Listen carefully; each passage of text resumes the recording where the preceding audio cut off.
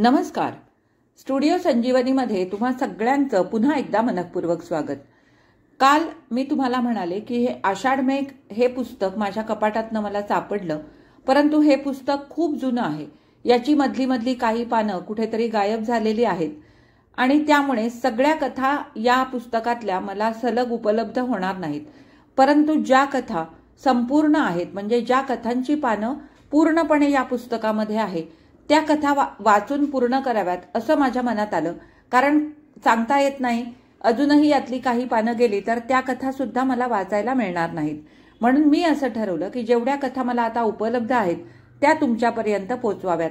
म्हणून आज मी आषाढ मेघ या कथा संग्रहातली डॉक्टर सुमती क्षेत्रमाडे यांचीच क्रौंचवध ही कथा तुम्हाला वाचून दाखवणार आहे. आता आपण सुरुवात करू. क्रौंचवध. शिवरामपंत पुन्हा पुन्हा घड्याळाकडे नजर टाकीत होते. 7 वाजायला आले तरी पदम अजून ऑफिसातून घरी आली नव्हती. रोज अगदी 6च्या ठोक्याला ती घरी येते. आपल्या खोलीतलं हे घड्याळ मागे पुढे जाते, पण आपल्या मुलीची येण्याची वेळ कधी चुकत नाही. तिच्या येण्यावरून घड्याळ लावून घ्यावं, आणि इतका उशीर तर तिला कधीच होत नाही. तिला उशीर होणार असेल तर ती सकाळी जाताना तशी कल्पना देऊन जाते. पण आज तिला उशीर का बरं? आणि एवढा उशीर? रस्त्यात बस कुठं बिघडली तर नाही ना? की कुठं ॲक्सिडेंट? या मुंबईत ॲक्सिडेंट ही मामूली बाब झाले. त्यांचे मन एकदम चरकले. विडी धरलेला हात थरथरला, पण तो स्थिर करीत त्यांनी विडीचा जोरात झुरका घेतला आणि खुर्चीवरून उठून ते खिडकीशी गेले. गल्लीच्या कोपऱ्यावरच त्यांचे घर असल्यामुळे मुख्य रस्त्यावरचे दूरवरपर्यंत दिसत असे. छे, कुठंही पदम दिसत नव्हती. ते तसेच रस्त्यावर नजर खिळवून उभे राहिले. घड्याळात 7चे ठोके पडले. दचकून त्यांनी मागे वळून एकदा घड्याळाकडे पाहिले. जळक्या विडीचे थोटूक खिडकीवर दाबून बाहेर फेकले आणि ते परत वळले.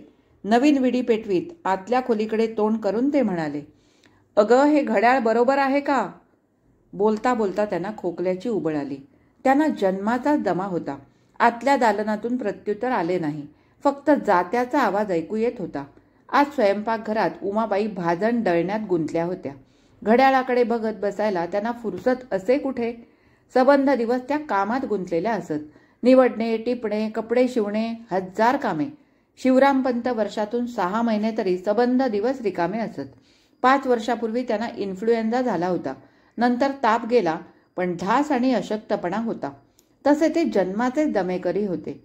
ढास पूर्वीपासूनच होती. काही दिवस शक्तीची औषधे घेत ते बिछाण्यावर पडून राहिले. मग आरामखुर्चीत पडून दिवस घालवू लागले. त्या दुखण्यात बिछाना आणि आरामखुर्ची अशी काही त्यांच्या अंगवळणी पडून गेली की आपणात ताकद आले असे काही त्यांना वाटेना.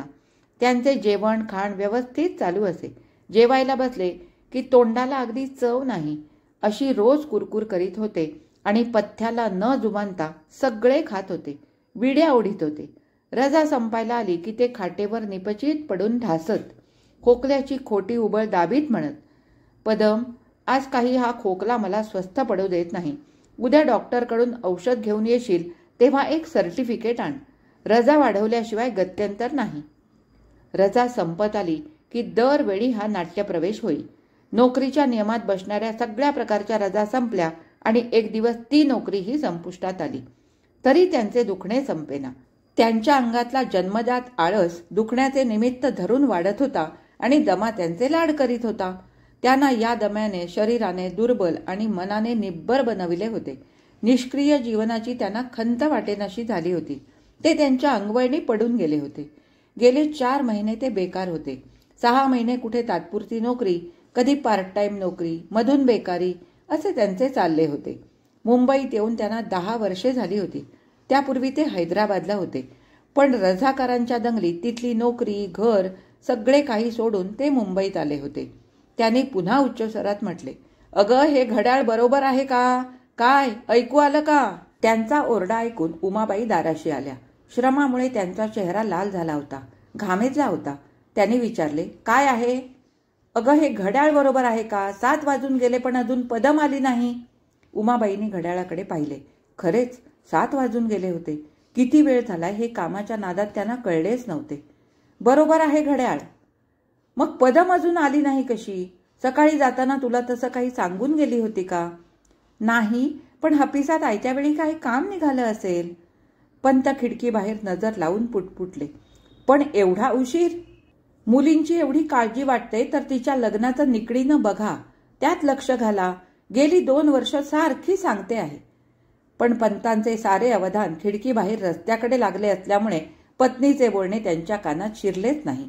त्यांनी विचारले, काय म्हटलंस? जोगेश्वरीच्या त्या स्थळाचं काय झालं? गेला होता का? नाही, कृष्णरावला सांगितलंय चौकशी करायला. हेच तुमचं? अमक्याला सांगितलंय, तमक्याला बोललोय. ही असली कामं दुसऱ्यांना सांगून होतात का? स्वतः जोडे झिजवावे लागतात. 10 उमऱ्यांची चढ उतार करावी लागते. पण खरं सांगू तुला, आपली पदम लहानपणापासून अंगा खांद्यावर खेळवलेली. आपली पोर परघरी देण्याची, दूर ढकलण्याची कल्पना मला सहन होत नाही. पुरे झालं हे बोलणं. कुणी ऐकलं तर हसतील, म्हणे सहन होत नाही. मग तिला जन्मभर जवळ जखडून का ठेवायची आहे? अहो, कन्या ही परघरी जाण्यासाठीच जन्माला आलेली असते. पण मी माझ्या मुलीला मुलगा मानतो. खुशाल माना, पण आधी तिचं लग्न करून द्या. तिला संसाराला लागू दे. अगं, पण योग्य स्थळ मिळायला नको का? तू म्हणतेस. तेवढ्यात त्यांना खोकल्याची उबळ आली. आपली अस्थिपंजर छाती दाबून धरून ते खोकू लागले. त्या अवकाशात उमाबाईंची नजर आराम खुर्चीकडे गेली. खुर्चीच्या बाजूला विड्यांच्या थोटकांचा ढीग पडला होता. 1-2 वर्तमानपत्रे अस्ताव्यस्त पडली होती. त्यावर राखेचा ढीग पडला होता. जवळ काड्या पडल्या होत्या. उमाबाईंचा सावळा शांत चेहरा एकाकी त्रस्त झाला. कसा बरं होणार तुमचा दमा आणि खोकला? तुमच्या विड्या फुंकणं सुटत नाही. डॉक्टरने तुम्हाला किती वेळा बजावलंय, तुमच्या विड्या फुंकणं कमी करा. डॉक्टर काय सांगतो? अगं, विड्यामुळे दमा चालवत नाही. हैदराबादला असताना मी किती सिगरेटी ओढत होतो, तेव्हा दम्याचा कधी त्रास होता? ही मुंबईची हवाच वाईट. दमेकरी माणसाला पार नेस्तनाबूत करून टाकते. आणि त्यात फ्ल्यूची भर पडली ना, त्याने माझ्या छातीचं पार डबडं करून टाकलंय. आणि या विड्या फुंकून मुद्दाम दुखणं वाढवून घ्या. त्यामुळेच तुमची धड नोकरी टिकत नाही, हातून काम होत नाही, आणि जे काही 4 पैसे मिळतात ते खुशाल या विड्यात फुंकून टाकता. मी म्हणते, तुमच्या मनाला हे पत्करतं तरी कसं? नवीन विडी पेटवीत पंतांनी संथपणे म्हटलं, अगं, शरीर बरं नसलं की बायकोचं लागड बोलणंही मनाला पत्करतं. माणसाने मनाला लावूनच घ्यायचं नाही. त्या एवढ्याशा पोरीने किती भार उचलायचा, तिच्या काळजीने झुरता. मग हा विचार तुमच्या मनात कसा येत नाही? उमाबाई बोलत होत्या. आपला नवरा आपले बोलणे मनावर घेत नाही हे दिसत असूनही बोलत होत्या. त्यांचे अलीकडचे वागणे बघून बोलावे लागत होते. पंत खिडकी बाहेर बघत विडीचे झुरके घेत उभे होते. त्यांची उबळ आता बसली होती. तेवढ्यात पदम गल्लीच्या कोपऱ्यावर वळलेली त्यांना दिसली. ते उत्साहाने ओरडले, अगं, पदम आली. मग आधी ही घाण उचला. काय हा पसारा करून ठेवलात? टीचभर 2 खोल्यांचे ते घर. बाहेरच्या खोलीची अर्धी जागा कॉटने व्यापली होती. तिथेच उशालगत एक गोदरेजचे लोखंडी कपाट. पलीकडे भिंतीशी एक छोटे टेबल, एक खुर्ची. दुसरी खुर्ची ठेवू म्हटले तरी मावली नसती. पंतांच्या आजारीपणात पदमने त्यांच्यासाठी मुद्दाम एक आराम खुर्ची विकत आणली होती. ती बरीच जागा अडवून बसली होती, कारण पंतांना आरामात पडण्यासाठी ती सतत उघडी लागत असे. सामानामुळे इकडची वस्तू जरा तिकडे झाली की खोलीला धर्मशाळेची अवकळा येईल. आता तर पंतांनी चांगलाच उकिरडा करून ठेवला होता. पंत घाईघाईने थोटके जमा करू लागले. उमाबाई लगबगीने आतून केरसुणी घेऊन आल्या आणि तिथून फिरवून त्यांनी सगळी थोटके राख कोपऱ्यात ढकलली. खोली झकपक झाली. त्या केरसुणी घेऊन आत जाणार तेवढ्यात पदम आत आली. अंधाऱ्या कुंद वातावरणात सूर्यप्रकाश यावा तसे वाटले. घाईघाईने येण्यामुळे तिला धाप लागली होती. पंतांनी स्निग्धपणे विचारले, पदम, फार उशीर झाला ग? पदम आपल्या आईच्या अवताराकडे पाहत होती. पदर खोचरेला, ओचांना तोंडाला पीठ लागलंय, हातात केरसुणी, चेहरा घामाघूम. तिने जोर जोरात हसून म्हटलं, हे ग काय आई, काय चाललं होतं काय? नाही ग, यांचा खोकला जरा चाळवला म्हणून केर काढता काढता बघायला आले. उमाबाई घरातल्या कुठल्याही खटखटीची झळ लेकीला कधी लागू देत नसत. पदमने हसून म्हटले, अगं, मग या केरसुणीने त्यांचा दमा झटकून टाकलास की नाही? उमाबाई हसल्या आणि आत जात म्हणाल्या, चल, कपडे बदल, हातपाय धुवून ये. तुझ्यासाठी गरम थालीपीठ करते. चहाचं आधण तयार आहे. पंतांनी म्हटले, बेटा, बहुत देर हो गई. ते खुशीत असले की तोंडात बसलेली हिंदी बोलत. पदमने हसून म्हटले, काय करणार, कामच तसं महत्वाचं निघालं. आत गेलेल्या आईला तिने हाक मारली, आई, आधी जरा बाहेर ये ना. मग हातातली पिशवी उघडून तिने एक पुडके काढीत म्हटले, बाबांची धोत्रं फाटलेत. पगार हाती पडल्यावर म्हटलं आजच ती खरेदी करून मग घरी जावं. बाबा, तुम्हाला काळ्या काठाची धोत्रं हवी होती ना? त्यासाठी किती दुकानं हिंडले, शेवटी मिळाली एकदाची. तिने पुडकं सोडून पंतांपुढे ठेवले. दुसरे एक छोटे पुडके काढून आईच्या हाती देत तिने म्हटलं, तिथे चांगले खण दिसले, तुझ्यासाठी 2 घेऊन टाकले. दुकानात कोण गर्दी असते, वारंवार जायला जमत नाही. धोत्रे पाहून पंतांचे निस्तेज डोळे आनंदाने चमकले. लहान मुलासारखी झडप घालून त्यांनी ते पुडके उचलले आणि धोत्राचे निरीक्षण करत म्हटले, छान आहेत, मोठी तलम आहेत. आमच्या पदमला कापडाची छान पारख आहे. पत्नीकडे पाहत अभिमानाने त्यांनी म्हटले, पाहिलंस, मी म्हटलं नाही तुला की पदम म्हणजे मुलगा आहे माझा? उमाबाईंनी त्यांच्या बोलण्याकडे दुर्लक्ष केले. त्यांनी मुलीला म्हटले, पदम, अगं तुझ्यासाठी पातळ आणायची नाहीस का? या धोत्राखणाचं नडलं नव्हतं. 4 दिवसापूर्वीच मी तुला बजावून सांगितलं होतं ना की या महिन्याला तुला एक साडी आण. अगं पण माझी पातळं आहेत की. नायलॉनची साडी आणायचीस, जरा झुळझुळीत साडी, ऑफिसात बाहेर जाताना. पदमने मध्येच म्हटलं, शी, मला नाही ते नायलॉन पॅरेगॉन आवडत. ही कॉटनच कशी छान वाटते. आणखी 6 महिने तरी माझी ही पातळं चांगली टिकतील आणि फाटल्यावर तुला गोधड्या घालता येतील, नाहीतर बोहारणीकडून भांडी घेता येतील.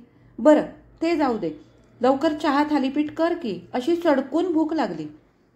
पदमने कपाट उघडून त्यात आपली पर्स ठेवली. आता ती पगाराच्या पैशाने जड झाली होती, पण थोड्या वेळाने चहाखाणे झाल्यावर ती हिशेब करायला बसणार होती.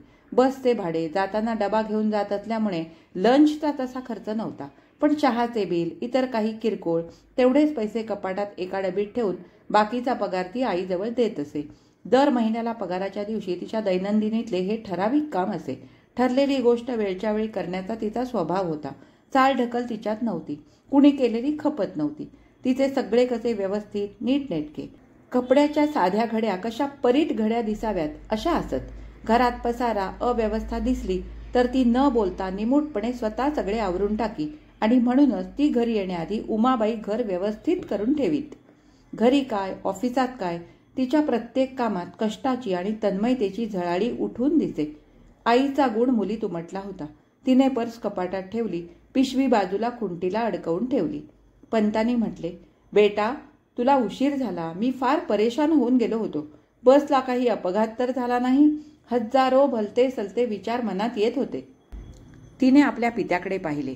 दम्यानं जर्जर झालेला देह, बहुतेक केस पिकले होते. त्यांचे वय तसे फार नव्हते, 50 असेल, पण 60ला टेकल्यासारखे दिसत होते. दम्याने आपल्या पित्याची काय ही दुर्दशा उडवून दिलेन. व्याधीग्रस्त असूनही बाबा आपली किती काळजी घेतात, किती माया करतात. तिने हसून म्हटले, तुम्ही उगीच काळजी करीत बसता बाबा. बाहेर पडलेला माणूस आपला जीव सांभाळूनच चालत असतो. ते खरं ग पोरी, पण मुंबई आहे ही, सगळ्या दृष्टीने सांभाळून चाललं पाहिजे. मोहमय नगरी आहे ही. सहज ओळख झाली तरी कोण केव्हा कसा मोहाच्या जाळ्यात ओढील नेम नाही. बेटे, कांचन मृगासारखे मायावी असतात. अलीकडच्या बिल्डिंगमधल्या सरलेची गोष्ट ऐकलीस ना? तिच्या ऑफिसातला कुणी कारकून आधी भूल थापा आणि शेवटी कानावर हात. मुलींनी सावधगिरीनं राहायला हवं बरं. पदम जोरात हसली. बाबा, त्या बाबतीत तुम्ही निश्चिंत राहा. माझ्या ऑफिसातले सगळे मला आजीबाई, दादीमा म्हणतात. मैत्रिणी सिम्पलटन म्हणतात. कपाट बंद करून हसत हसत ती आत गेली. थोड्या वेळाने कपडे बदलून, तोंड हातपाय धुवून शेगडीशी आईजवळ पाट घेऊन बसली. दुसरा पाट बाजूला ठेवून तिने वडिलांना हाक मारली. बाबा, थोडा चहा घेणार का? या या. उमाबाईंनी चहा गाळता गाळता मुलीकडे पाहिले. सावळा वर्ण, पण गोऱ्या रंगालाही हेवा वाटावा असा नितळ सतेजपणा. त्वचा तरी किती मुलायम. गोल चेहरा, छोटेसे तरतरीत नाक, हरणासारखे काळे भोर निरागस डोळे, एवढीशी चिटुकली चिवणी, सकाळच्या प्रहरी नुकतंच उमरलेलं कमळ. म्हणून तर आपण हिचं नाव पदम ठेवलं. या हास्यमुखी पोरीकडे बघून मन कसं प्रसन्न होतं. माझ्या या पोरीला कुणीही पसंत करेल, पण हे मनावर घेऊन 4 स्थळं बघतील तेव्हा ना. सध्या नोकरीवर नाहीत, विड्या फुंकत घरी आळशासारखे बसून राहतात, पण 4 ठिकाणी जाऊन खटपट करण्याचं नाव घेत नाहीत. बागेतले हापूस आंबे सुद्धा बाजारात ठेवल्याशिवाय खपत नाहीत, पण ह्यांच्या हे सांगून सुद्धा डोक्यात उतरत नाही. परवा डॉक्टर रस्त्यात भेटले. त्यांच्या प्रकृतीची चौकशी केली तेव्हा ते म्हणाले, वहिनी, पदमचं लग्न करून टाका, त्याशिवाय पंतांचा दमा बरा व्हायचा नाही. डॉक्टरना थट्टा करण्याची सवयच आहे. आपण हसून म्हटलं, डॉक्टर भाऊजी, लेकीच्या लग्नाच्या काळजीमुळे ह्यांचा दमा वाढतोय असं तुम्हाला वाटत असेल तर? डॉक्टरांनी हसून मध्येच म्हटलं, छे छे, पंतांचा स्वभाव मी जाणतोय वहिनी. अहो, मुलगी मिळवते म्हणून पंत आळशी बनलेत, पंत ऐदी बनलेत असं डॉक्टरना म्हणायचं होतं. पण तो शब्द त्यांनी गिळला. त्यांनी पुढे म्हटलं, आळशी शरीरात रोग लाडावून बसतात. हो, डॉक्टरांचं म्हणणं काही खोटं नाही. आता आपणच हर उपायाने खटपटीला लागलं पाहिजे आणि ह्यांच्या खनपटीला बसलं पाहिजे. लेकीच्या पुढे थालीपीठाची ताटली सरकवीत त्यांनी म्हटलं, पदम, तुझा एक उभा फोटो काढून घे. अगं, गेल्या वर्षीच फोटो काढलाय, आणखी आता कशाला? तो अर्धा आहे. स्थळांना दाखवायला उभा फोटो लागतो. पदम गमतीने हसली. म्हणजे फोटोला टेप लावून मुलींची उंची मोजतात की काय? कोण जाणे बाई, पण उभा फोटो मागतात. पण नवीन फोटो काढून घेणे सध्या आमच्या बजेटमध्ये बसत नाही. तू आपली जुन्या फोटोलाच उंची वजनाचं कार्ड लावून दे. उंची 5 फूट 5 इंच, वजन कमर घेर. आणि फक्कन हसली. पण क्षणभरात गंभीर होऊन तिने म्हटले, आई, लग्नाची उगीच इतक्यात घाई काय करतेस? पंतांनी तिला दुजोरा देत म्हटले, बेटा, तुझ्या आईला तेच मी म्हणतो आहे. अगं, सरकारने सुद्धा मुलींच्या लग्नाची वयोमर्यादा वाढवली आहे. तुला आत्ता कुठं 24वे वर्ष लागलंय. त्यांच्या बोलण्याकडे दुर्लक्ष करून उमाबाईंनी म्हटले, पदम, सगळ्या गोष्टी वेळच्या वेळी झालेल्या बऱ्या. आता म्हटलं म्हणून लगेच आता का होतंय? पण आतापासून प्रयत्नात राहायला हवं. पदमने हसून चेष्टेने म्हटले, हो तर, प्रयत्नांती परमेश्वर भेटतोच. पण लगेच तिने विषय बदलला. इतर गप्पा मारीत चहा खाणे संपवले आणि ती हिशोबाच्या कामाला लागली. दुसऱ्या दिवशी सकाळी ऑफिसात जाताना तिने पंतांना म्हटले, बाबा, काल रात्रभर तुम्ही खोकत होता. आज संध्याकाळी येताना मी डॉक्टर काकांकडून औषध घेऊन येते. बेटा, बापाची किती काळजी घेशील? बरं बरं, घेऊन ये औषध. औषधाशिवाय ही ढास काही बसायची नाही. पिता पुत्रीचे बोलणे आत उमाबाईंच्या कानी पडत होते. त्यांना म्हणावेसे वाटले, कशाला फुकट डॉक्टरची बिलं भरतेस? पण त्या काही बोलल्या नाहीत. पदमने वडिलांना म्हटले, आता चांगले 8-10 दिवस औषध घ्या. आणि बाबा, उशीर झाला तर उगीच काळजी करीत बसू नका हं. ती बाहेर पडली. घाईघाईने तिने बसस्टॉप गाठला. बस अजून आली नव्हती. क्यूमध्ये जाऊन तिने आपली जागा धरली. थोड्या वेळाने मारुतीच्या शेपटासारखा क्यू वाढला. क्षणाक्षणाला वाढतच राहिला. आपल्या वडिलांचे कालचे बोलणे तिला आठवले आणि हसू आले. आकाशात बगळ्यांची रांग दिसावी तशी ही माणसांची रांग, पोटासाठी, अन्नाचे दाणे टिपण्यासाठी एकाच दिशेने निघालेली ही रांग क्षणभराने आपापल्या कामाची दिशा धरून विसरून जाईल. इथं कोण कुणाला ओळखतंय? माझ्या पुढे असलेला हा गृहस्थ, आमच्या दोघात 4 इंचांचंही अंतर नाही, पण अनंत कोस दूर असल्यासारखा हा गृहस्थ मला संपूर्ण अपरिचित आहे. ही माझ्या मागे असलेली लठ्ठ ठेंगणी बाई माझ्या सावलीपेक्षा सुद्धा माझ्याजवळ खेटून उभी आहे. पण ही कोण, कुठची, काय करते? छे, कशाचा मला पत्ता नाही. पत्ता लावण्या इतकी सवड नाही, गरजही नाही. उद्या या रांगेत माझ्या मागे पुढे दुसरीच माणसं असतील. आता बस आल्यावर तेवढ्यात बस आली. रांगेबरोबरच पुढे सरकून ती चढली. मिळालेली जागा तिने धरली. तिची तुटलेली विचारमालिका बसल्या बसल्या पुन्हा सुरू झाली. बाबांनी आजच्या तरुणाचं असं काही काळकुट्ट चित्र रंगवलं. आजचा तरुण म्हणजे जणू दशमुखी रावण. बाबांनी सावधगिरीची सूचना मायेच्या पोटी केली आहे. त्यात सत्यांशही आहे. आपल्या ऑफिसातली जयश्रीच नाही का? कुणाशीही ओळखी करण्यात पटाईत आहे, पण आपला तो स्वभाव नाही. आपणाला ते आवडत नाही. ऑफिसात सुद्धा आपला तसा कुणाशी जास्त परिचय नाही. परिचय वाढवावा, कुणाशी स्नेह करावा असं आपणाला वाटतही नाही. कामानिमित्त जेवढा संबंध येईल तेवढाच. आपलं काम बरं आणि आपलं टेबल बरं. आणि कामात तर सगळा वेळ जातो. फालतू गप्पा मारायला वेळ असतो कुठं? मधल्या सुटीत सगळ्यांबरोबर आपणही आपला डबा घेऊन फराळाला बसतो. आपण मुकाट्याने डबा चमवीत असतो. त्यांच्यात मिसळत नाही, मिसळता येत नाही. कारण त्यांच्या ज्या तऱ्हेच्या गप्पा होतात, जो निःसंकोच हास्यविनोद चालतो, तो आपणाला रुचत नाही. त्या दिवशी GD म्हणाला, तुम्हाला सेक्स अपील नाही, you are too cold. Jaya, Meena, Nandini खदखदून हसल्या. मीनाने माना डोलावून म्हटले, राईट यू आर. ही पदम म्हणजे बर्फाचा डोंगर आहे, बर्फाचा हिमालय आहे. सगळे हसले. आपणाला चीड आली. आपण ताडकन म्हटलं, हो बरोबर आहे, मी बर्फाचा हिमालय आहे. पण बर्फ सूर्यप्रकाशात वितळतं, काजव्याच्या लुकलुकीने नाही, हे लक्षात ठेवा. तो घाव मीनाच्या वर्मी लागला म्हणून तिने टोमणा मारला. जाऊ दे जीडी, पदम 18व्या शतकातली आहे. आपण म्हटलं, 18व्या का? 17व्या सुद्धा म्हण, पण त्या शतकात शृंगार अन वीर रस होते. बिभत्स रसाची गटारं वाहत नव्हती.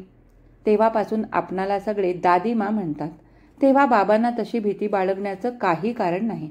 जाऊ दे, ज्या मार्गाने जायचं नाही त्याचा विचार कशाला.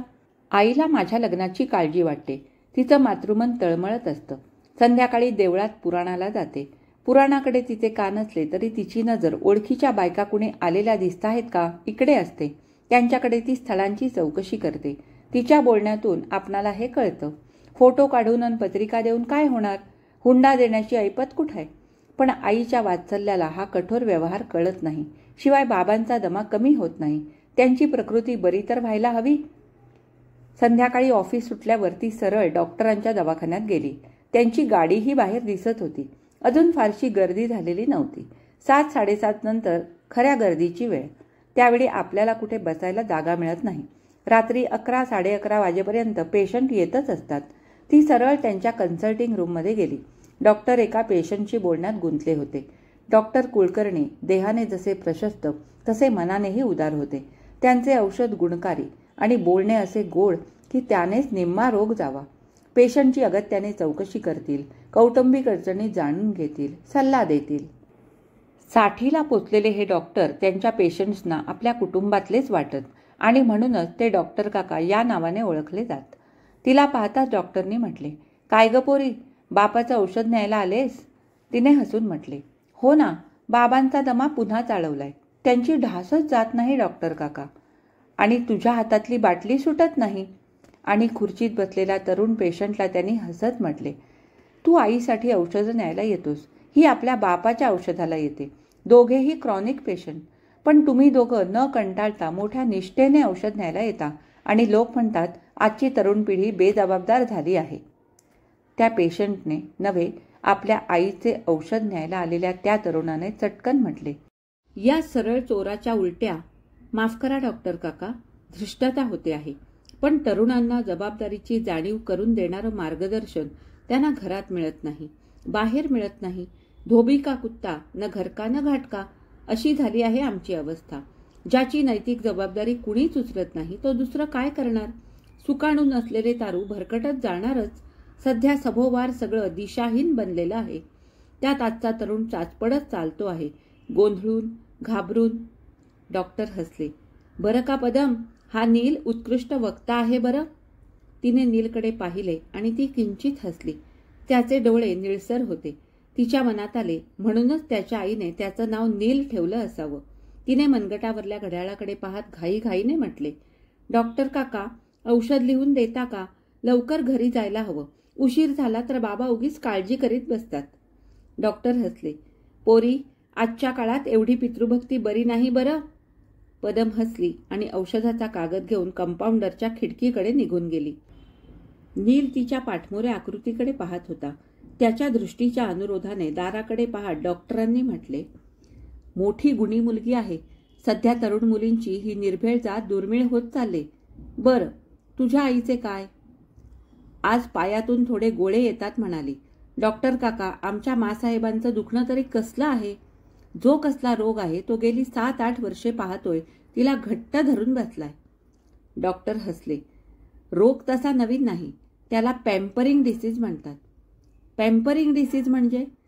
म्हणजे लाडातून उद्भवलेला रोग. अरे, तुझ्या वडिलांची दुसरेपणाची बायको, तरुण सुंदर बायको. नील हसला. त्याने म्हटले, बाहेर गावी कुठंतरी हवा पालट करायला गेल्याशिवाय तिची प्रकृती सुधारणार नाही, असं तुम्ही बाबांना सांगितलंत ना? हो, पेशंटला औषध हे अन्ना इतकंच आवश्यक वाटू लागलं. नीलने हसून मध्येच म्हटलं, किंवा औषधाचं व्यसन जडलं की ते सुटण्यासाठी तुम्ही डॉक्टर लोक रोग्याला हवाफेर सुचवता. सगळ्यांना नव्हे, तुझ्या आईसारख्या रोग्यांना.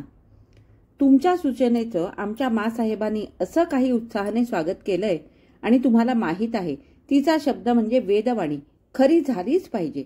उद्या सकाळच्या गाडीने ती लोणावळ्याला जाते आहे, तेव्हा बरोबर नेण्यासाठी 8 दिवसांचं औषध द्या. डॉक्टरांनी केस पेपरवर औषध लिहिले. कागद घेऊन नील उठला.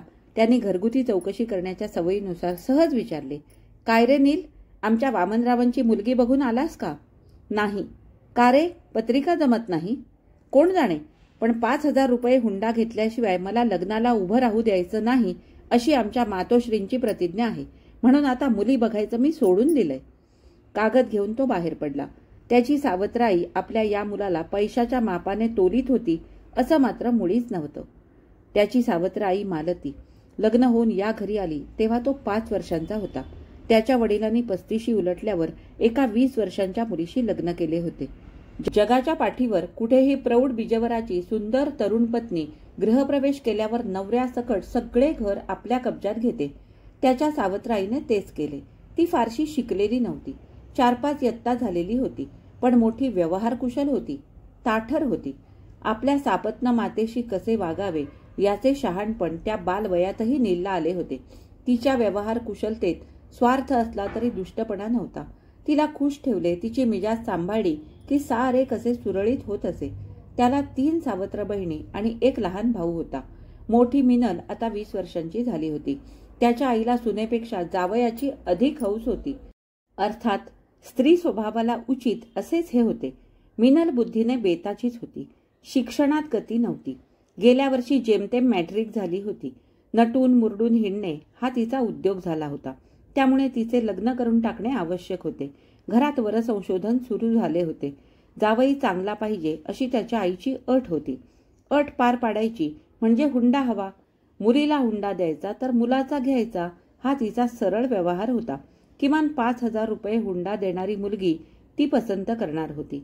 नीलला तसे तिने स्पष्ट सुनावले होते आणि वर म्हटले होते, तू मोठा मुलगा, कुटुंबातल्या जबाबदारीचा वाटा तू उचलला पाहिजेस. कौटुंबिक कर्तव्यात तो कसूर करीत नव्हता. भावंडांशी कधी तुझा भाव ठेवीत नव्हता. भावंडे लहान होती तोपर्यंत हे सारे ठीक होते, पण त्यांच्या वाढत्या सवयी त्यांच्याशी मिळते घेता घेता नील स्वतःचे अस्तित्व हरवून बसला होता. त्याने स्वतःसाठी आपल्या आवडीची एखादी वस्तू आणली की भावंडे म्हणत, नील दादा, ही किती छान आहे रे, आम्हाला हवी.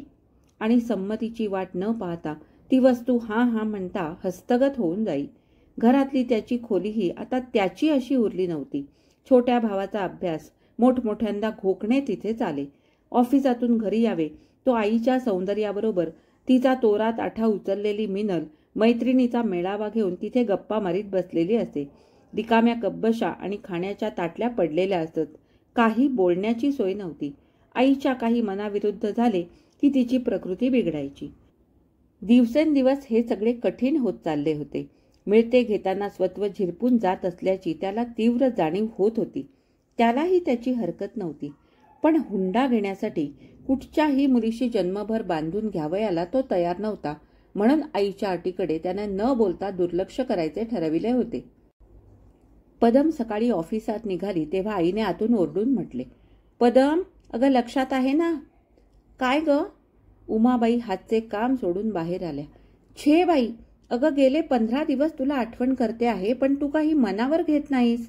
गेल्या शनिवारी विचारलं तर विसरले म्हणालीस. अगं पण काय ते तर सांग की. किती वेळा सांगू? तुझा एक उभा फोटो काढून आण म्हणून 1000 वेळा सांगितलं. आज तरी विसरू नकोस. तुझे वडील चालढकल करतात, तूही मनावर घेत नाहीस. त्यांच्या स्वरात काहीसा त्रागा, काहीशी अगतिकता होती. पदम मागे फिरली. रागावू नकोस ग, खरंच आज नाही विसरणार. निश्चित नाही. सोमवारी संध्याकाळी तुझ्या हाती उभी पदम दिसेल. मग तर झालं. तुझ्या गळ्या शपथ. आईच्या गळ्याला हात लावून हसत हसत ती लगबगीने निघून गेली आणि तिने बसस्टॉप गाठला. खरे म्हणजे आपला फोटो काढून घ्यायला ती विसरली नव्हती. मुद्दाम टाळत होती. विसरले ग म्हणून आईला खोटे सांगत होती. हा निष्कारण खर्च नाही का?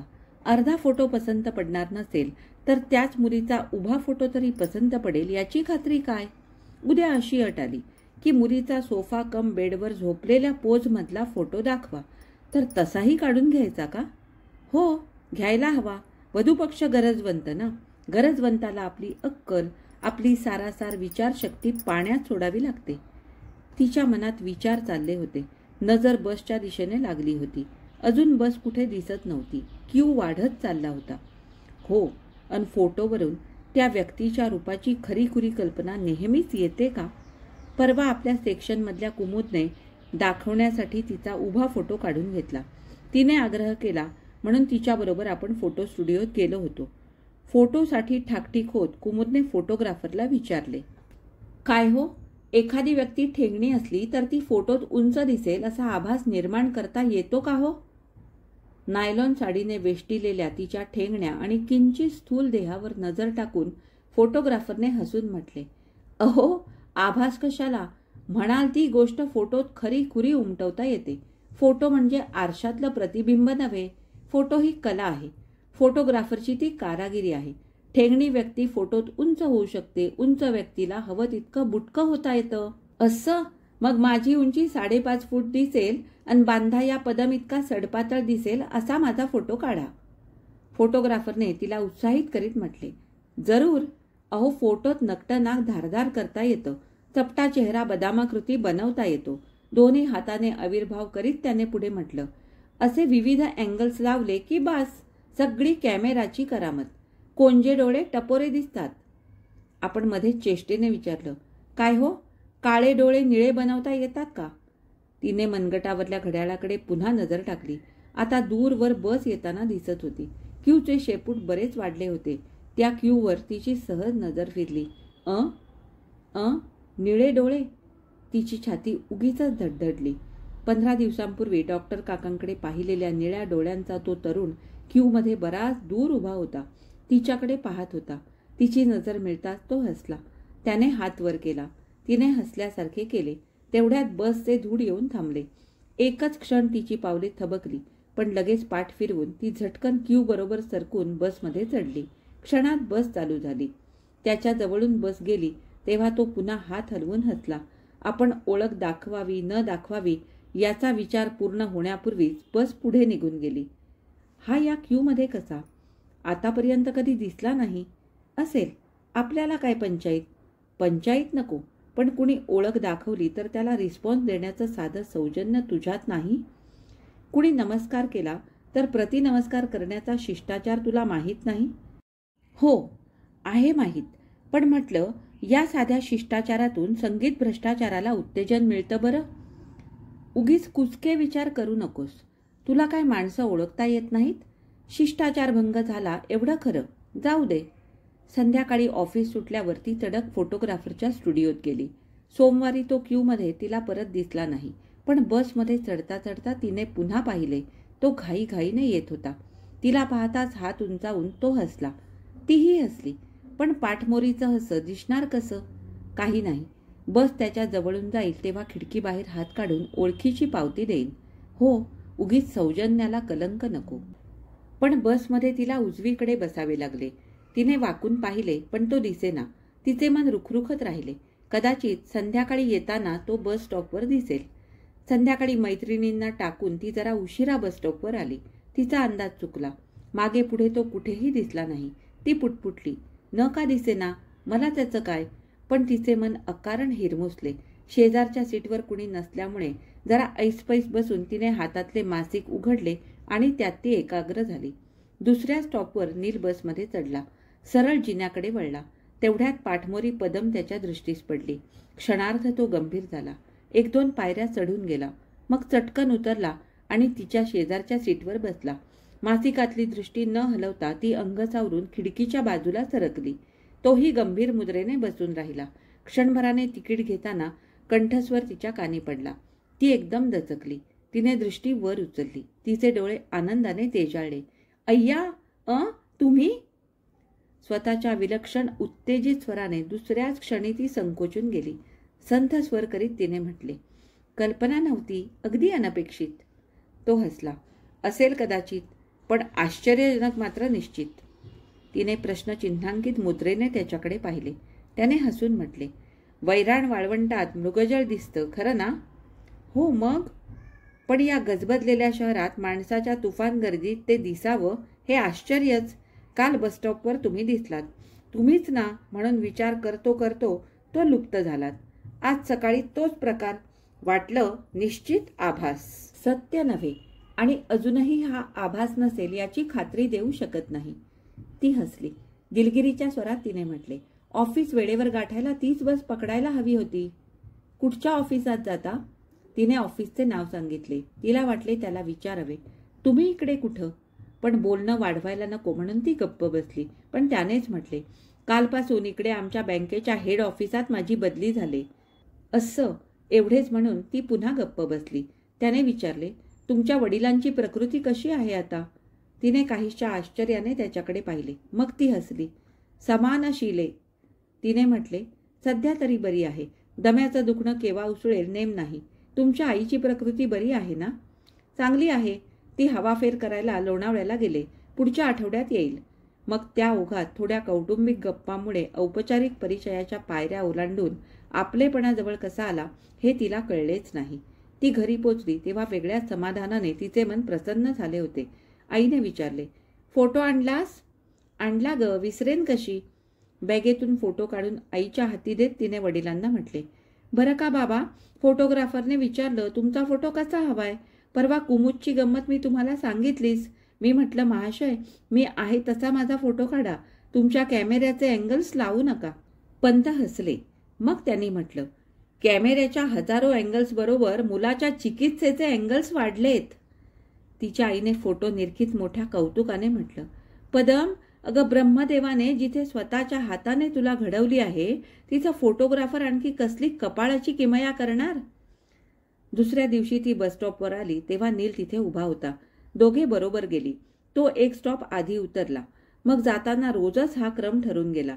संध्याकाळी परत येताना तो कधी असे कधी नसे. दिवसा मागून दिवस जात होते. रात्री ती बिछाण्यावर पडली की तिचे मन हळूच म्हणे, सांभाळ पदम, बरं सहवास वाढतो आहे. हो वाढतो आहे, कळतंय मला, पण त्यात गैर असं काही घडत नाही, घडणार नाही. त्याचं बोलणं किती सभ्य, किती रुजू. त्याच्या सहवासात मन कसं प्रसन्न होतं. वाटतं जाईजुईची खूपशी फुलं त्याच्या खिशात असतात. तो बोलायला लागला की चंदनी उदबत्तीचा सुगंध दरवळतो. तो जवळ बसतो तेव्हा वाटतं की प्रभातीची सोनेरी किरणं अंगावर पडत आहेत. सोनेरी किरणांचा वर्षाव होत असता घराची खिडकी कुणी बंद करून घेईल वाटतं. त्या दिवशी अशाच विचार तरंगावर झुलता झुलता तिचा डोळा लागला. मध्येच केव्हा तरी तिला जाग आली. बाहेरच्या खोलीत कुणीतरी बोलत होते. कुणी नव्हे, तिची आई आणि बाबाच बोलत होते. रात्रीच्या शांत वेळी त्यांचे हलक्या आवाजातले बोलणेही तिला स्पष्ट ऐकू येत होते. आई म्हणत होती, हे बघा, काही करा, पण हे स्थळ हातचं जाऊ देऊ नका.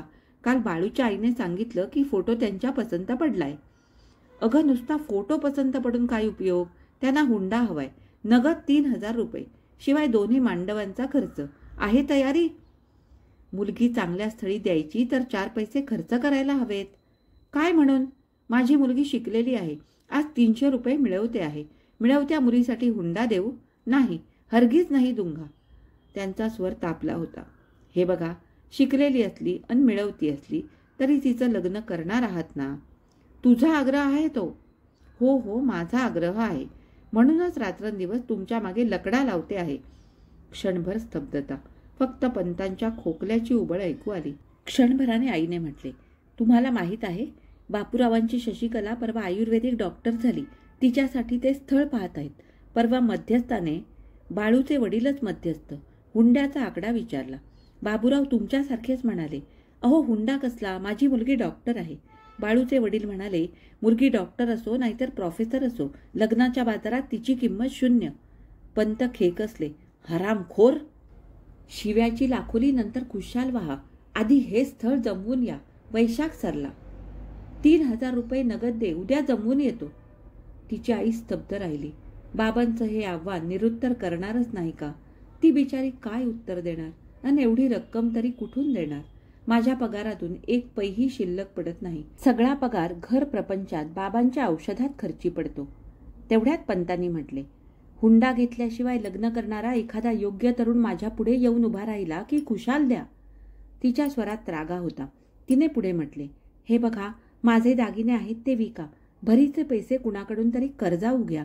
मी कष्ट करून कर्ज फेडीन, पण मुलीला एकदा संसाराला लागू दे. तिचा सदगरीत स्वर पदमच्या काळजाला भिडला. तिला वाटले इथून ओरडून सांगावे, आई, माझ्या लग्नाचा विचार सोडून दे. तुमच्या दोघांच्या छायेत मी सुखी आहे. पण तिच्या तोंडून शब्द उमटला नाही. हुंड्याशिवाय एखादा तरुण? सत्यवचनी राम, घन नील. नील, नील आपला स्वीकार करील का? हुंड्याची अपेक्षा न राखता स्वीकार करील का? तो किती स्नेहार्द आहे, त्याचे विचारही किती उदात्त आहेत. असतील, पण म्हणून हे असं कसं एकदम विचारायचं? नाही, माझ्या हातून असा निर्लज्जपणा होणार नाही. आणि त्यानं सरळ नाही म्हटलं तर? या दृष्टीने त्याच्या मनाचा अंदाज आपण कधी घेतलेला नाही. आपल्या बोलण्यात या विषयाचा कधी उल्लेखही झालेला नाही. डॉक्टर काकांना सांगितलं तर ते आपणाला मुलीसारखं मानतात. नीलला, त्याच्या कुटुंबाला ते चांगले ओळखतात. त्यांच्या मार्फतच हा विषय काढावा. स्वतःचं लग्न स्वतःच जमवायची पाळी आली तर नको पुढं जायला. उद्या ऑफिस सुटल्यावर परस्पर जावं. दुसऱ्या दिवशी नील बरोबर ती बसमध्ये चढली तेव्हा तिचे मन विचार व्याप्त झालेले होते. उलट सुलट विचारांचा तोल सांभाळताना तिला बोलण्याचे अवधान राखता येत नव्हते. खिडकीबाहेर दूरवर नजर लावून ती मुग्धपणे बसली होती. तिच्या विचारमग्न चेहऱ्याकडे त्याने एक दोनदा पाहिले. थोडा वेळ तोही स्तब्ध बसला. मग हलकेच त्याने विचारले, आज तुमचा उपास आहे का? हो. तिला एकदम आठवले. 8-10 दिवसांपूर्वी ऑफिस सुटल्यावर बसस्टॉपवर आपण उभ्या होतो. हा पण आला. क्यूकडे नजर टाकून ह्याने म्हटलं, 4 बसेस जाऊ दिल्याशिवाय आपणाला जागा मिळत नाही. येता? इथं उभं राहण्यापेक्षा चहा घेऊन येऊया. अजूनपर्यंत त्याच्याबरोबर ती रेस्टॉरंटमध्ये कधी गेली नव्हती. जाणे तिला योग्य वाटत नव्हते. तिने कडक उपासाचे कारण सांगून जाण्याचे मोठ्या चातुर्याने टाळले. तिची चातुरी त्याने ओळखली आणि तो मनोमनी बेहद्द खुश झाला. पण आता हा प्रश्न का? तिने म्हटले, का बरं? त्याने हसून म्हटले, कारण माझा एक मित्र म्हणतो उपासाच्या दिवशी ध्यानस्थ होऊन जप करायला बससारखी दुसरी उत्कृष्ट जागा नाही. खिडकीशी जागा पकडावी आणि ध्यानस्थ होऊन जावं. काही न बोलता ती नुसते हसली. त्याने विचारले, काही विशेष? हो, मी सुद्धा जप करते आहे. असं? ठीक, मग तपोभंगाचं पाप नको. त्याने हातातले वर्तमानपत्र उघडले. तिच्या मनात आले, नवे जिभेच्या टोकावर आले की त्याला म्हणावं, संध्याकाळी तुम्ही मला भेटाल का? मला तुमच्याशी काही बोलायचं आहे. पण तिला धीर झाला नाही. त्याचा स्टॉप आला. त्याने वर्तमानपत्राची घडी केली. तिच्याकडे किंचित झुकून त्याने हळूच म्हटले, आज माझ्यासारखा पुण्यवान प्राणी कुणी नाही. तुमच्याबरोबर मलाही ध्यानधारणा घडली. मीही जप केला. हसून मानेने निरोप घेऊन तो उतरून गेला. संध्याकाळी ऑफिस सुटल्यावर ती तडक डॉक्टरांच्या दवाखान्यात गेली. त्यांच्याजवळ बसलेले 2-3 पेशंट्स निघून गेल्यावर ती आत गेली. ये, पुन्हा बापाची तब्येत बिघडली का? नाही, आज मी माझ्यासाठी आले. असं? बैस, काय होतंय? ती क्षणभर स्तब्ध राहिली. मग सगळे धैर्य एकवटून संकोचाला बाजूला ढकलून तिने म्हटले, डॉक्टर काका, तुम्ही मला मुलीसारखं मानता म्हणून विचारते.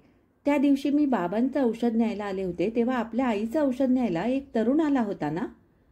हां, तो नील म्हणतेस होय. मग त्याचं काय? तुम्ही त्याला चांगलं ओळखता ना? डॉक्टर मोठ्यांदा हसले. अगं, त्याच्या जन्मापासून मी त्याला ओळखतोय. का ग?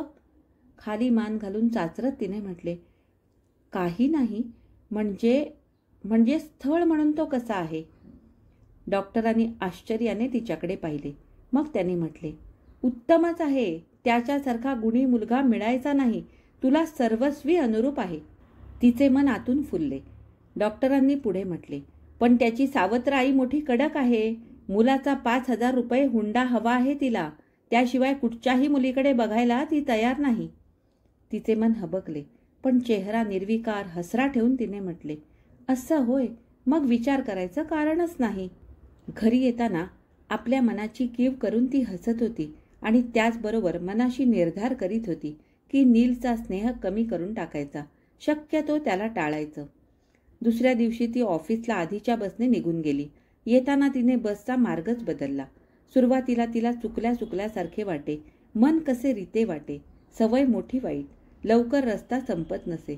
बसचा वेग कमी झालाय की काय? रात्री बिछाण्यावर पडली की किती वेळ तरी तिला झोप लागत नसे. विचाराचे चक्र उगीचच फिरत राही. खिशात खूप जाईजुईची फुलं होती ना? हो, पण फुलं काही वेळाने सुकून जातात आणि प्रभातीची ती सोनेरी किरणं घटकाभराने नाहीशी होतात. बरं, अन काय ग, तो चंदनी उदबत्तीचा दरवळलेला सुगंध? उदबत्ती सुद्धा जळून जात असेल, पण माणसाचं मन म्हणजे उदबत्ती नाही आणि सोनेरी किरणही नाहीत. मग काय आहे ते तरी ऐकू दे. अगं, माणसाचं हृदय हा अखंड तेवत राहणारा नंदादीप आहे. तो विझत नाही की नाहीसा होत नाही. त्या नंदादीपाच्या प्रकाशापर्यंत तुम्ही कधी दोघं पोचला होतात का? नाही.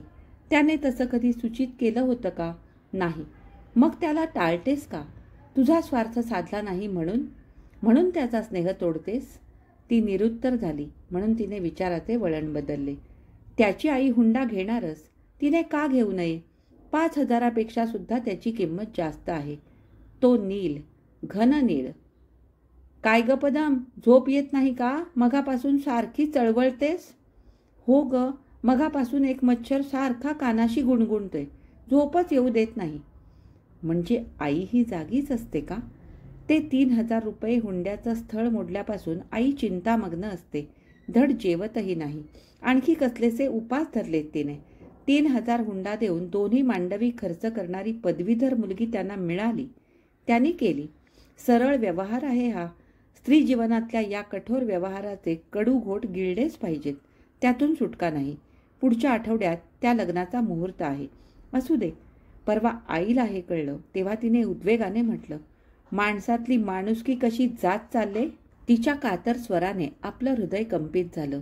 आपण म्हटलं, आई, झालं ते उत्तम झालं. आणि हे बघ, तुला पुन्हा बजावून सांगते, तुझे दागिने मोडून माझं लग्न होणार असेल तर लग्न करण्याची माझी मुळीच इच्छा नाही. अशा लग्नाची मला गरज नाही. आई काही बोलली नाही. डोळ्यांना पदर लावून बसली. पण बाबांना आपलं फार कौतुक वाटलं. ते म्हणाले, शाब्बास बेटा. सतत 2-3 दिवस जाताना अगर येताना पदम बसमध्ये कुठे दिसली नाही, भेटली नाही. तेव्हा नील थोडा अस्वस्थ झाला. ती रजेवर आहे की काय? पण तसं काही काम असतं, रजा घेणार असती तर ती तसं बोलली असती. मग आजारी असेल का? हो, ते शक्य आहे. किरकोळ दुखणं असलं तर 2-3 दिवसांनी येईलच. तिच्या समाचाराला जावं का? पण तिचं घर निश्चित कुठं माहीत आहे? ते शोधून काढता येईल म्हणा. पण असं गेलेलं तिला आवडेल का? ती फार फार संयमाने आणि शहाणपणाने वागते. बघूया, 1-2 दिवसात आली नाही तर मात्र सरळ तिच्या घरी जावं. पण दुसऱ्याच दिवशी ती आली. त्याचे मन स्वस्थ झाले.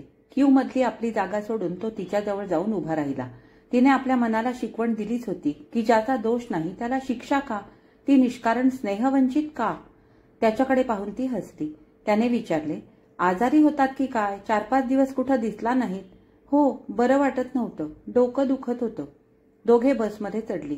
ती फारसे बोलत नव्हती, जेवढ्याच तेवढे. त्याने त्याबद्दल तिची चेष्टा केली. ती नुसती हसली. पण नंतरच्या 2-3 दिवसात त्याच्या लक्षात येऊ लागले की ती आपणाशी तुटक वागते आहे.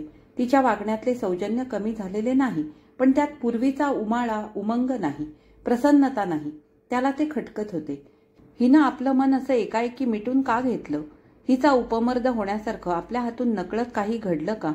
त्याने 1-2दा विचारण्याचा प्रयत्न केला, पण ती किंचित हसून गप्प बसली.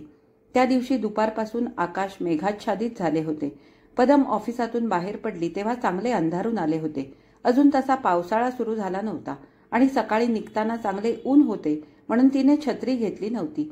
पाऊस कोसळण्यापूर्वी बस गाठावी म्हणून ती बसस्टॉपवर आली.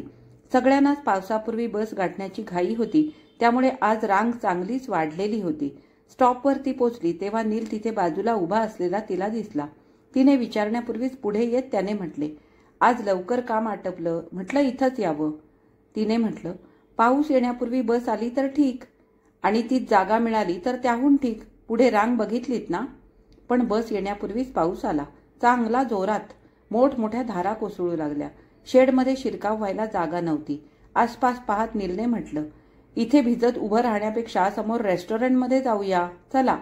नको, आता पाऊस जाईल. पाऊस जाण्याचे तिळमात्र लक्षण नव्हते. ती भिजून चिंब झाली. तोही भिजत होता. जवळपास टॅक्सीही दिसत नव्हती. त्याने म्हटलं, पाऊस इतक्यात थांबणार नाही, चला प्लीज. जाण्याशिवाय गत्यंतर नव्हते. ती त्याच्याबरोबर गेली. आत बसल्याबरोबर त्याने चहा मागवला.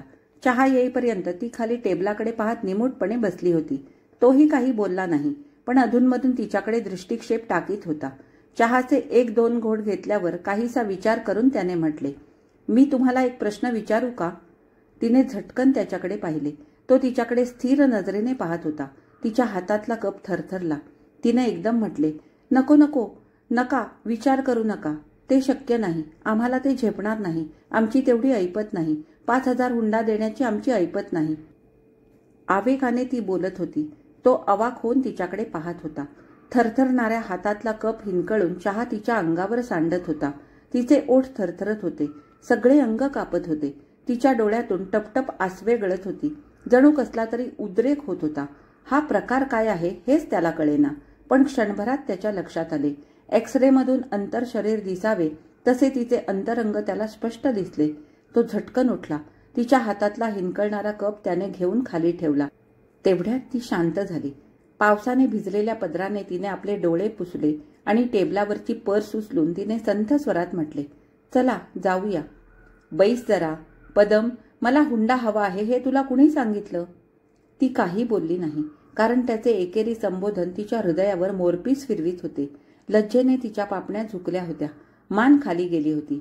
त्याने म्हटले, पदम, तुझी किंमत तू केवळ 5,000च मानतेस? छान छान. पाऊस थांबल्यावर थोड्या वेळाने दोघे बाहेर पडली तेव्हा त्याने हसून म्हटले, पाहिलंस, पाऊस कधी कधी असा संकटमुक्त करतो. थोडे थांबून त्याने म्हटले, खरं म्हणजे माझा प्रश्न अगदी वेगळा होता. मी विचारणार होतो की तू मला टाळतेस का? संध्याकाळी घरी पोचल्यावर पुढची खोली रिकामी पाहून तिने विचारले, काय ग आई, बाबा कुठं गेले? त्यांना भाजीपाला आणायला पाठवलंय. थोडं फिरणं होईल, तेवढेच हातपाय मोकळे होतील. नुसते बसून असतात. पदम मनाशी हसली आणि मनात म्हणाली, वा, मग छान झालं. थोड्या वेळाने चहा पिता पिता आपल्या आईला तिने ते सांगितले. सुरुवातीपासून घडलेले सारे काही सांगितले. ते ऐकताच त्या माऊलीच्या डोळ्यात आनंदाश्रू उभे राहिले. पदमने म्हटले, आई, त्यांना बघितल्यावर तुला काय वाटेल सांगू? सांग. नाही, तू सांग. आई हसली. तिने कौतुकाने म्हटले, असं वाटेल शेवटी माझ्या पोरीचे भाग्य उजळले. ते खरं ग, पण आणखी काय वाटेल? थांब, मी सांगते. कान कर इकडे. आईच्या कानाशी झुकून तिने म्हटले, तुला वाटेल प्रयत्नांती परमेश्वर भेटला. अगं, घननीळ आहे तो. तिचे मुख तसेच आपल्या कांशिलावर दाबून उमाबाईंनी भावना वेगाने म्हटले, होय बाई, होय, अगदी खरे. परमेश्वराच्या अचल श्रद्धेला केव्हा ना केव्हा तरी फळ येतच. हे बघ आई, इतक्यात बाबांना यातलं काही सांगू नकोस. आपलं दोघींचं हे गुपित. योग्य वेळी मी त्यांना अशी चकित करणार आहे, त्यांच्यापुढे नीलना उभं करून सांगणार आहे, बाबा, तुमचं मन जिंकताना हा पुरुषोत्तम घननील तुमच्या पुढे उभा आहे. आता लग्नाचा मुहूर्त ठरवा. आणि आपल्या या बोलण्यावर ती स्वतःच खळखळून हसली. 2-3 दिवसानंतर नीलने म्हटले, उद्या आपल्या घरी जाऊन येऊ. ते घर तुला दाखवतो. हुंड्यावरून त्याच्या आईशी त्याचा मतभेद झाला होता. खटका उडाला होता. घरात त्याची खोली आणि त्याची प्रत्येक वस्तू सार्वजनिक झाल्यामुळे मागेच त्याने एक वेगळी खोली घेतली होती. फक्त जेवणासाठी तो घरी जात असे. कुटुंब कर्तव्य म्हणून पूर्वीसारखा निम्मा पगार घरी देत असे. संध्याकाळी त्याच्याबरोबर ती खोलीवर गेली. त्याने खोली दाखवून म्हटले, ही घननिळाची पंचवटी, नीट बघून घे. खोली छानच होती. लांबट होती. पार्टिशन घालून 2 भाग सहज करता येत होते. तिने आईला आणून ती खोली दाखवली. तिथे उमाबाईंनी नीलला पाहिले. त्यांना धन्यता वाटली. मग दोघांनी मिळून हलके हलके संसाराच्या आवश्यक त्या वस्तू आणून खोली सुसज्ज केली. उमाबाईंनी घरातून कित्येक वस्तू दिल्या. नवीन घ्यायला आणि घराची मांडणी करायला मदत केली. पक्षाचे उबदार घरटे तयार झाले. सगळे सुव्यवस्थित झाल्यावर एका रविवारी सकाळी तिने नीलला आपल्या घरी बोलवले. बाहेरची खोली तिने झकपक केली. उमाबाई आज बटाटे पोह्याची तयारी करू लागल्या. पंतांनी विचारले, कोण येणार आहे ग पदम? पदम हसली. तुमचे जावई येणार आहेत बाबा. तिचा स्वर त्यांना चेष्टेचा वाटला. त्यांनीही हसून चेष्टेने म्हटले, वाह वाह, उत्तम, येऊ दे येऊ दे. थोड्या वेळाने नील आला. ते कमालीचे आश्चर्यचकित झाले. म्हणजे चेष्टा नव्हती तर. या या. पुढे होऊन त्यांनी नीलचे स्वागत केले. त्याला जवळ बसविले. त्याची सगळी माहिती विचारून घेतली. बोलता बोलता मधून मधून वाह वाह, उत्तम, छान असे प्रशंसोद्गार ते काढीत होते. पण का कोण जाणे, त्यांचा चेहरा मात्र उतरला होता. चहा खाणे झाल्यावर पदमने आग्रह करून आपल्या वडिलांना खोली बघायला नेले. बरोबर नील आणि तिची आई होतीच. विविध संसार वस्तूंनी सजविलेली ती खोली पाहून ते अवाक झाले. खोलीतल्या हरेक वस्तूवर ते नजर फिरवीत होते. नवीन कॉट, टेबल, खुर्च्या, कब्बशा, खिडकी, दाराचे पडदे. परम उत्साहाने पदम त्यांना सगळे दाखवित होती. ते हसून छान छान म्हणत होते. उमाबाईंनी कौतुकाने म्हटले, लेकीने तुम्हाला चकित करायचं ठरवलं होतं. ही चैत्रगौर मांडल्याशिवाय तुम्हाला यातलं काही कळू द्यायचं नाही अशी तुमच्या लेकीने मला धमकी दिली होती.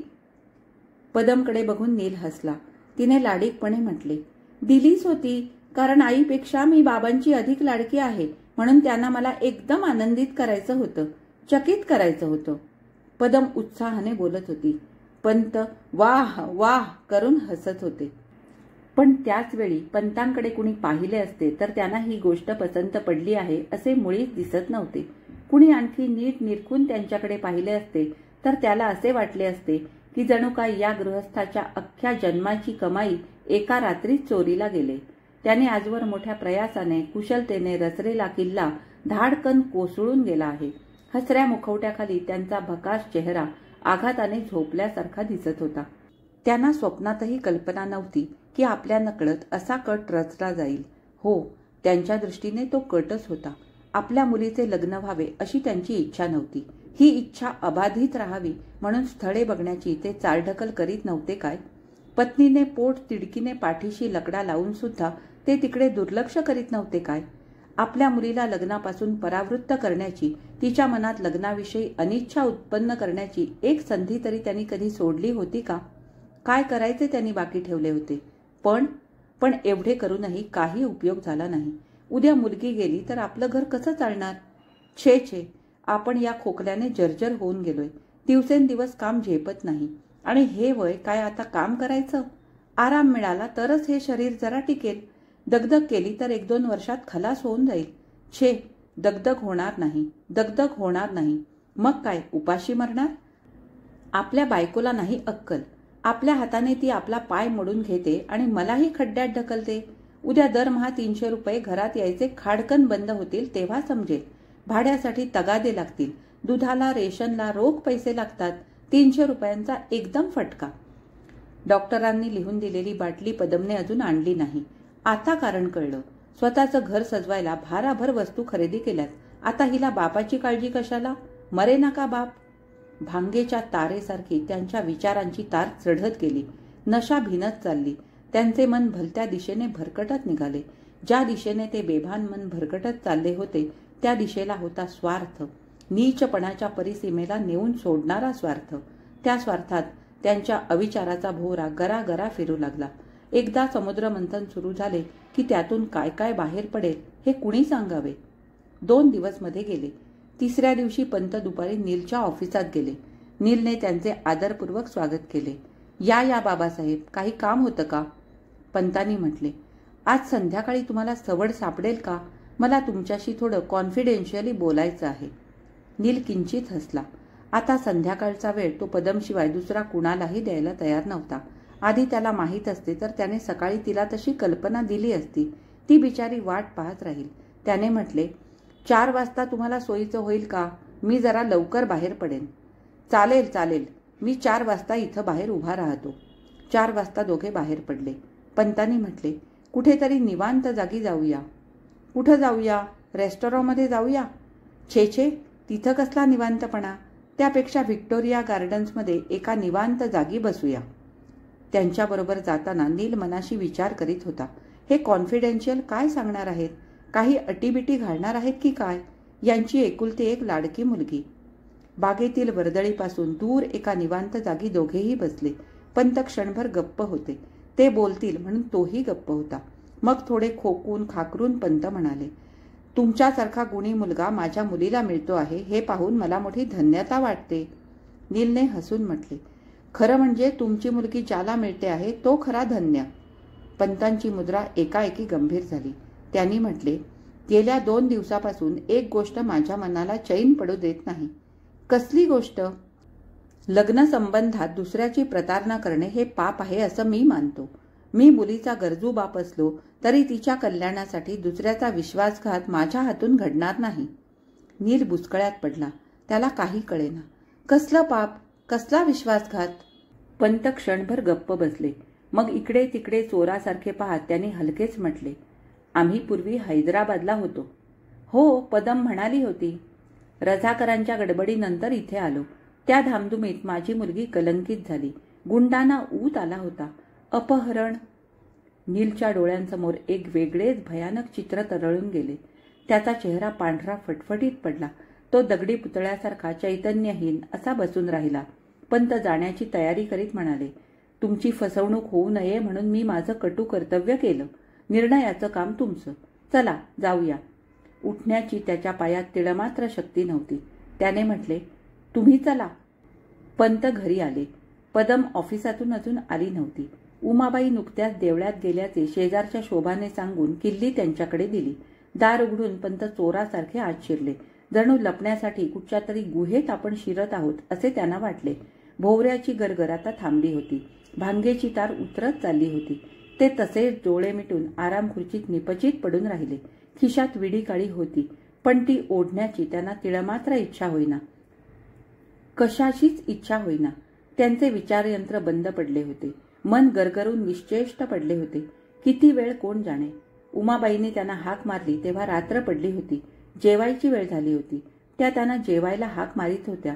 आपणाला काहीतरी भयंकर स्वप्न पडले असे त्यांना वाटले. त्यांनी म्हटले, भूक नाही मला. रात्रीच्या वेळी उपाशी झोपू नये. 2 घास खाऊन घ्या. छे छे नकोच. वाटलं तर थोडं दूध दे. ते बिछाण्यावर पडले. छे, ते स्वप्न नव्हते. आपल्या हातून काहीतरी भयंकर घडले याची त्यांना जाणीव झाली. अरे रे, स्वार्थासाठी आपण हे काय करून बसलो. केवढं नीच कृत्य केलं.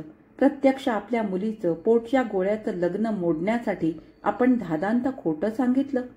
तिच्या अब्रूवर आपण तिच्या जन्मदात्याने घाला घातला.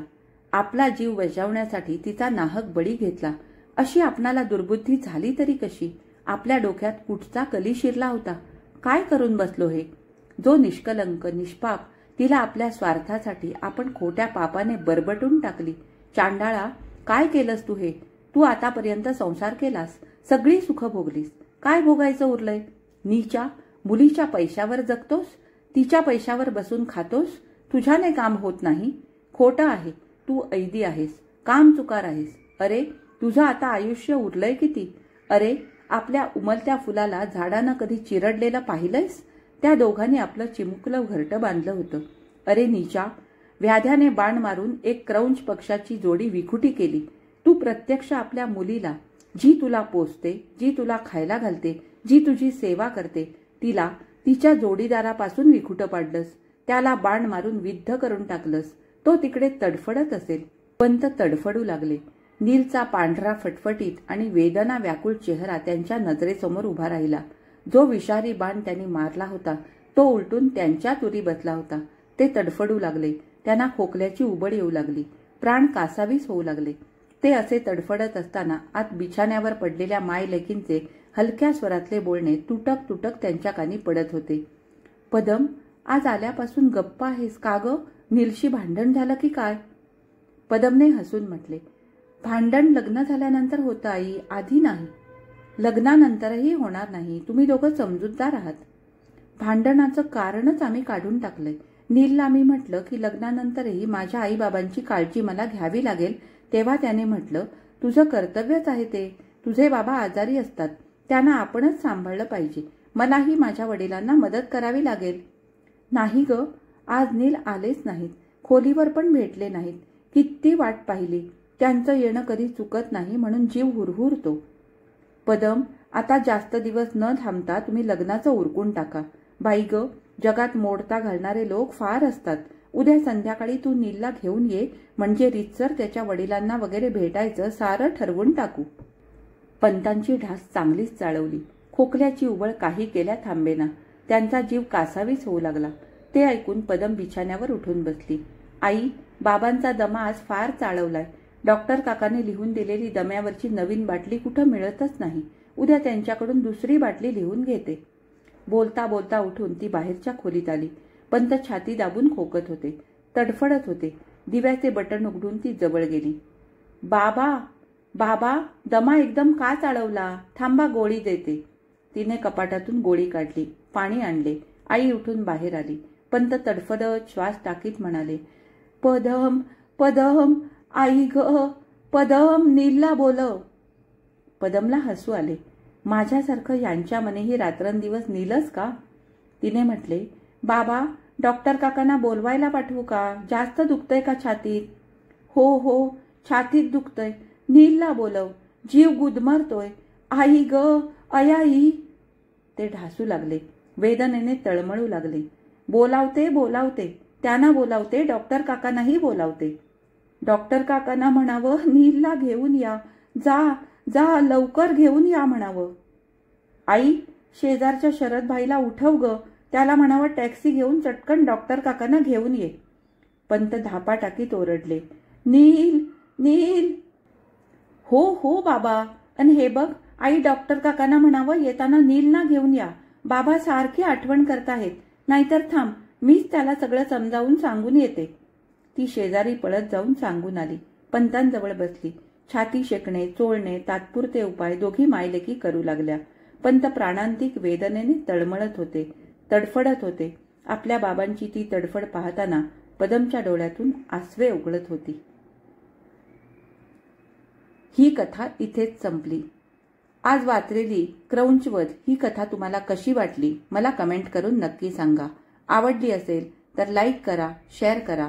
माझ्या चॅनलवर नवीन असाल तर माझ्या चॅनलला नक्की सबस्क्राईब करा आणि सोबतचं बेल आयकॉनही दाबा. तुमचे आशीर्वाद आणि शुभेच्छा असेच माझ्या पाठीशी राहू देत. आता आपण भेटू अशाच एका छानशा कथा वाचनामध्ये. तोपर्यंत मी तुमचा निरोप घेते. धन्यवाद.